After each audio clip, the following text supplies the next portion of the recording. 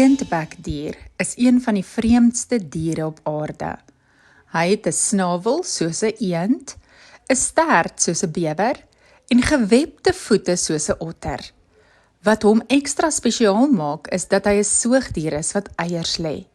Iets wat net 'n paar diere doen.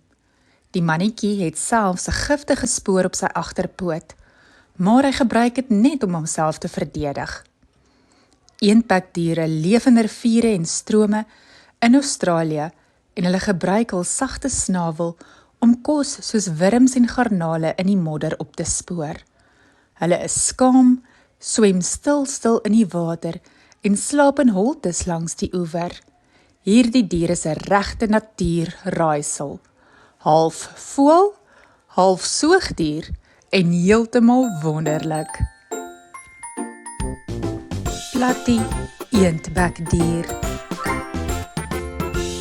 In 'n kronkelende rivier in Australië, waar die water stil kabbel en die bome fluister in die wind, het 'n eendbekdier met 'n sagte snavel en 'n slim glimlag gewoon. Sy naam was Platie en hy was bekend vir sy nuuskierigheid en sy liefde vir modder.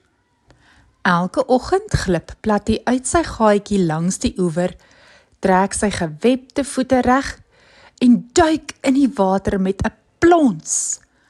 Hy gebruik sy snavel soos 'n speurder om wurms, garnale en klein krappe in die modder op te spoor. "Ek is 'n moddermeester," lag hy, terwyl borrels om hom dans.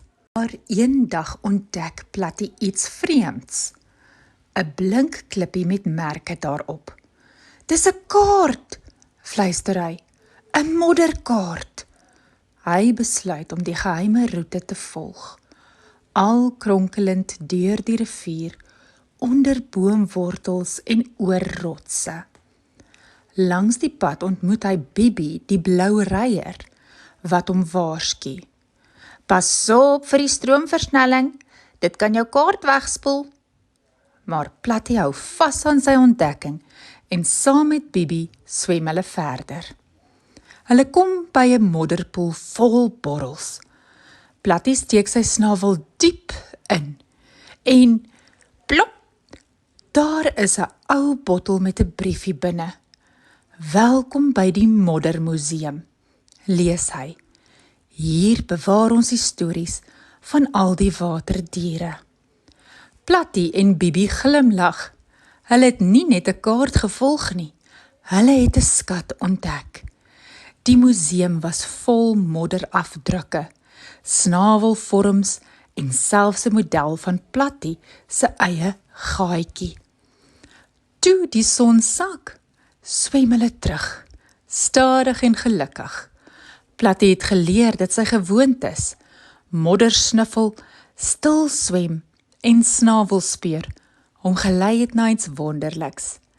En van daardie dag af het Platie elke oggend nie net kos gesoek nie, maar ook stories in die modder, want elke borrel het 'n geheim en elke stroom het 'n avontuur.